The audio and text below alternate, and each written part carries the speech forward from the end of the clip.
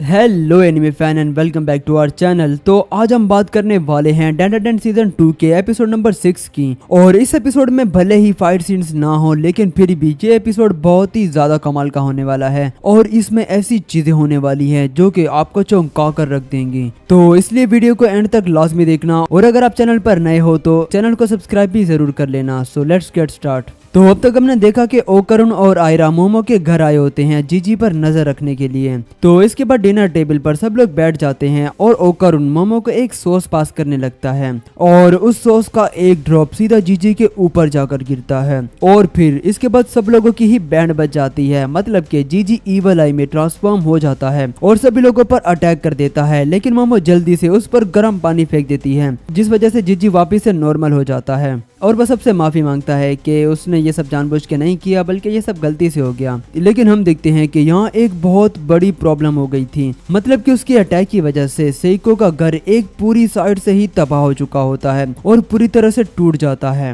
जिस वजह से आयरा को इस पर काफी ज्यादा गुस्सा आ जाता है और वो इस पर चिल्ला रही होती है। खैर, तो इसके बाद हम ओकरुन को देखते हैं जो कि जमीन पर लेटा पड़ा होता है। क्योंकि जीजी ने ईवल आई में ट्रांसफॉर्म होने के बाद सीधा ओकरुन पर ही अटैक कर दिया था। तो इस पर जीजी ओकरुन से भी माफी मांगता है कि ये सब गलती से हो गया, प्लीज मुझे माफ कर देना, ब्ला ब्ला ब्ला। तो अब अपना लोंडा भी बहुत बड़े दिल का बंदा है, तो वो इसे कहता है कि अरे कोई बात नहीं, वैसे भी मैं बिल्कुल ठीक हूँ, तो माफी मांगने की कोई जरूरत नहीं है। तो अब मोमो सेइको से कहती है कि ये सब बहुत हो चुका है, अब उन्हें कुछ ना कुछ करना ही पड़ेगा, वरना ईवल आई सब कुछ तबाह कर देगा। वो ये सब कह रही होती है कि तभी यहाँ पर 4 लोग आ जाते हैं और वो चिल्ला रहे होते हैं, पता नहीं क्यों, पर वो गला फाड़ फाड़ कर चिल्लाने लगते हैं और ये सभी दिखने में भी बिल्कुल जोकर लग रहे थे। इन्हें देखकर ये सभी भी एकदम से शॉक्ड हो जाते हैं कि अब ये नमूने कौन हैं। तो मोमो कहती है कि कहीं ये चारों वो हायाशी तो नहीं है जिन्हें हमने बुलाया था। तो इस पर सेइको कहती है कि क्या पता, हो भी सकते हैं। फिर तभी ये चारों भी इनसे सेइको के बारे में पूछने लगते हैं और कहते हैं कि क्या ये घर सेइको का है। तो इस पर सेइको कहती है कि हाँ, ये मेरा ही घर है। तो इस पर ये लोग बताते हैं कि ये चारों हायाशी हैं और ये उसकी रिक्वेस्ट पर ही यहाँ आए हैं। और इसके बाद ये चारों ही बहुत ज्यादा अजीब सा पोस्ट बनाकर कहते हैं कि हम हैं हायाशी।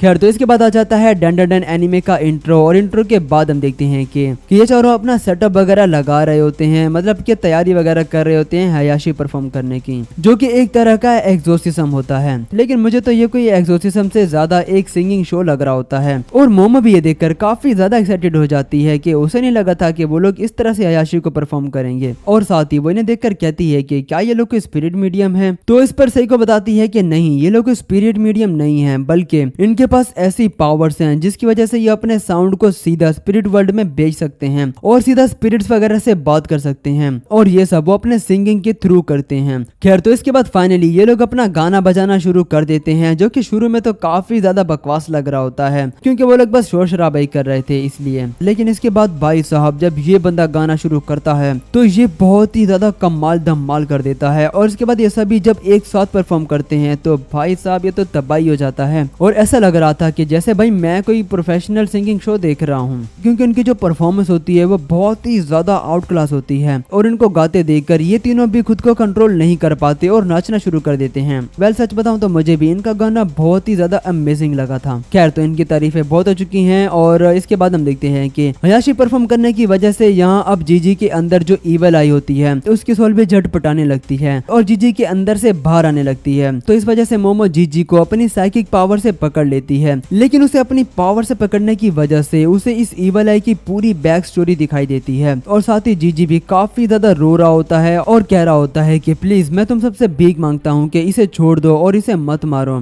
क्योंकि ये बेकसूर है और ये काफी ज्यादा समय से एक घर में कैद था और ये बस इतना चाहता था कि ये भी एक नॉर्मल बच्चे की तरह ही जी पाता और उनकी तरह ही खेल कूद पाता। तो इसीलिए मैंने इसके साथ प्रॉमिस किया है कि मैं हमेशा ही इसके साथ रहूंगा और इसके साथ खेलूंगा, तो प्लीज इसे मत मारो और इसे छोड़ दो। ये सुनकर सेइको एक फायर एक्सटिंग्विशर उठाकर सभी इलेक्ट्रिक बोर्ड्स पर मार देती है, जिस वजह से इनकी सभी गिटार्स वगैरह बंद हो जाती हैं क्योंकि इलेक्ट्रिसिटी जो कट जाती है ना। खैर, तो सेइको कहती है कि ये एक्सोर्सिज्म यहीं रोक दो, क्योंकि अब से ईवल आई भी इनके साथ रहेगा। सेइको की बात सुनकर ये तीनों एकदम से शॉक्ड हो जाते हैं कि आखिर वो ये क्या कह रही है। और साथ ही मोमो कहती है कि क्या आपको लगता है कि हमें ऐसा करना चाहिए। तो इस पर सेइको कहती है कि क्या तुमने जीजी की बात नहीं सुनी कि वो बस एक छोटा बच्चा था जो कि बस एक नॉर्मल लाइफ जीना चाहता था। तो इस पर आयरा कहती है कि अगर ऐसी बात है तो क्या हमें अब जीजी पर हर वक्त नजर रखनी होगी, क्योंकि वो तो बिल्कुल भी ऐसा नहीं करने वाली, क्योंकि उसकी अपनी पर्सनल लाइफ भी है। तो इस पर ओकरुन कहता है कि अगर ऐसी बात है तो वो खुद को और भी ज्यादा स्ट्रॉन्ग बनाएगा ताकि वो खुद ईवल आई को कंट्रोल कर सके।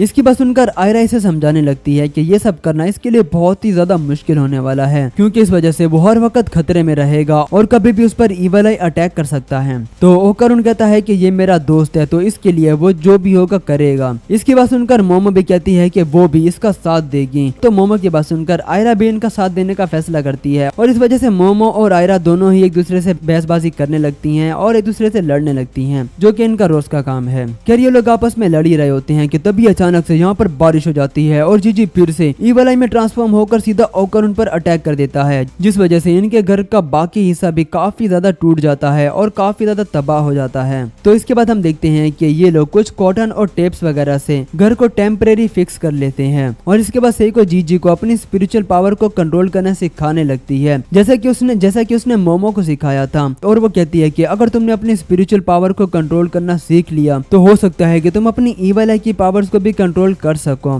खैर तो फिर इसके बाद हम रात का सीन देखते हैं, जहाँ पर सभी लोग सो रहे होते हैं और जीजी उठकर कहीं जाने लगता है और फिर ओकरुन भी उठकर इसके पीछे पीछे जाता है, लेकिन वो देखता है कि जीजी तो बस टॉयलेट यूज करने के लिए आया था। तो ओकरुन टॉयलेट के बाहर खड़ा हो जाता है ताकि कुछ गड़बड़ ना हो जाए। और इसके बाद जब जीजी हाथ धोने के लिए आता है तो ओकरुन इसे गर्म पानी करके देता है और जीजी उस गर्म पानी से अपने हाथों को धोता है और इसके बाद वो ओकरुन से माफी मांगता है और कहता है कि मुझे माफ कर देना ओकरुन, क्योंकि मेरी वजह से तुम्हें इतनी ज्यादा परेशानी उठानी पड़ रही है। तो इस पर वो कहता है कि अरे ऐसी कोई भी बात नहीं है, क्योंकि जब उस पर भी टर्बो ग्रैनी ने कब्जा किया था तो मोमो और सेइको ने उसकी बहुत ज्यादा हेल्प की थी, तो इसीलिए अब वो भी ये सब कर रहा है ताकि वो भी उनकी थोड़ी बहुत हेल्प कर सके। खैर तो फिर हम इसके अगले दिन का सीन देखते हैं, जहाँ सबसे पहले आयरा उठकर अपना मुंह वगैरह धोती है और मेकअप वगैरह करती है, जो कि एक ऑब्वियस सी बात है यार, क्योंकि ये एक लड़की है ना, तो ये सब तो करेगी ही। तो इसके बाद ये सभी लोग ब्रेकफास्ट करने लगते हैं और सेइको जीजी से कहती है कि तुम हमेशा अपनी कमर को सीधा रखो और बिल्कुल स्ट्रेट बैठो, क्योंकि तुम्हें अपनी स्पिरिचुअल पावर पर कंट्रोल जो करना है। तो इसके बाद ब्रेकफास्ट वगैरह करके ये तीनों स्कूल आ जाते हैं और यहाँ स्कूल में मोमो को एकदम से ख्याल आता है कि वो भी अब से पार्ट टाइम जॉब करेगी ताकि वो कुछ पैसे कमाकर अपने घर को रेनोवेट करवा सके ना, क्योंकि उसे पूरी रात ही ठंड में सोना पड़ता है। तो इस पर उसकी दोस्त उसे बताती है कि ओकरुन की क्लास में जो लड़की है वो कुछ पार्ट टाइम जॉब वगैरह की बात कर रही थी, तो तुम्हें शायद उससे बात करनी चाहिए। खैर तो फिर हम इसके बाद देखते हैं कि स्कूल खत्म होने के बाद मोमो की दोनों दोस्तें ओकरुन के पास आकर कहती हैं कि मोमो ने अपने लिए एक पार्ट टाइम जॉब ढूंढ ली है और वो आज से जॉब पर जाएगी, तो उसे मोमो के लिए वेट करने की जरूरत नहीं है और वो घर जा सकता है। तो ओकरुन कहता है कि अच्छा ठीक है। तो इसके बाद वो सीधा घर जाने लगता है, लेकिन तभी ये दोनों ओकरुन को पकड़ लेती हैं और उसे अपने साथ डेट पर चलने का कहती हैं, जिस पर वो मना कर देता है और कहता है वो ऐसा लड़का बिल्कुल भी नहीं है कि वो अलग अलग लड़कियों के साथ डेट पर जाए और वो बहुत शरीफ है और ब्ला ब्ला ब्ला। खैर फिर भी ये दोनों उसकी एक नहीं सुनती और इसे घसीट कर अपने साथ ले आती हैं, लेकिन फिर भी ओकरुन इनके साथ जाने को तैयार नहीं था। तो ये लड़की ओकरुन से कहती है कि अगर मोमो जीजी के साथ कॉफी पीने के लिए कहीं बाहर जाती है तो क्या वो डेट पर जाएगी। तो इस पर ओकरुन कहता है कि नहीं, बिल्कुल भी नहीं, वो डेट थोड़ी होगी। तो इस पर ये लड़की कहती है कि हाँ, तो हम लोग भी कॉफी पीने ही जा रहे हैं, तो डेट पर नहीं जा रहे हैं। और इसके बाद फिर से वो इसे घसीट कर अपने साथ ले आती हैं। खैर वो इसे घसीट कर एक कैफे वगैरह में ले आती हैं और जैसे ही वो अंदर आते हैं तो ओकरुन देखता है कि इसके सामने मोमो खड़ी थी, जो कि इस कैफे में वेटर्स का काम कर रही थी। और मोमो ओकरुन को देखकर काफी ज्यादा शॉक्ड हो जाती है और ओकरुन मोमो को देखकर काफी ज्यादा शॉक्ड हो जाता है और यहाँ पर एपिसोड भी खत्म हो जाता है। तो आप लोग मुझे कमेंट में जरूर बताना कि आप लोगों को ये एपिसोड कैसा लगा।